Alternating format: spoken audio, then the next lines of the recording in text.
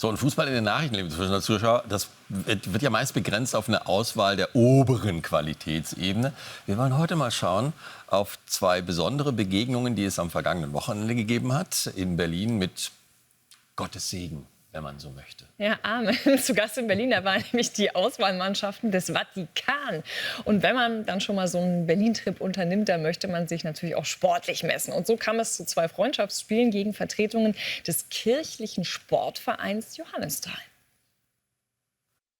Länderspielatmosphäre im Köpenicker Tuchola-Stadion.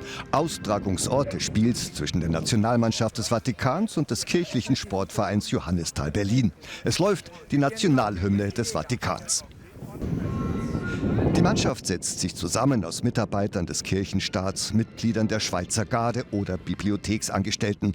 Meist geht es gegen andere Kleinstaaten wie San Marino oder Monaco, heute eben gegen Johannisthal. Lokale Sponsoren wie der Bäckermeister und der Präsident des KSV haben das Fußballgipfeltreffen möglich gemacht. Keine Selbstverständlichkeit, gegen die Mannschaft des Heiligen Vaters antreten zu dürfen. Wir machen ja bloß ein Länderspiel sozusagen für Sie im Ausland pro Jahr. Und die Wahl fiel auf Berlin und dadurch waren sie heute hier. Anpfiff zum wohl wichtigsten Spiel in der Geschichte des KSV.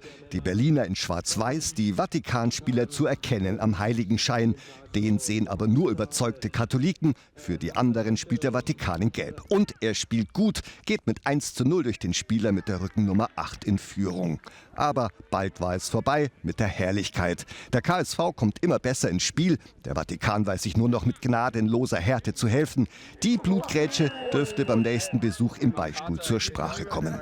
Und die kleinen Sünden bestraft der liebe Gott sofort. Der KSV mit dem Ausgleich. Am Ende gewinnen die Berliner mit 3:2, nachdem das Hinspiel im Vatikan noch mit 1:7 verloren ging. Ein toller Erfolg. Das Erfolgsrezept: Wir kamen abends schon hierher, wir haben lange im Zelt noch gefeiert. Wir haben versucht, die Vatikanis müde zu tanzen. Es hat anscheinend ein wenig funktioniert. Am Ende ließen sich die Berliner angemessen feiern. Ein Spiel verloren, eines gewonnen. Das schreit ja um Himmels Willen nach einer Revanche.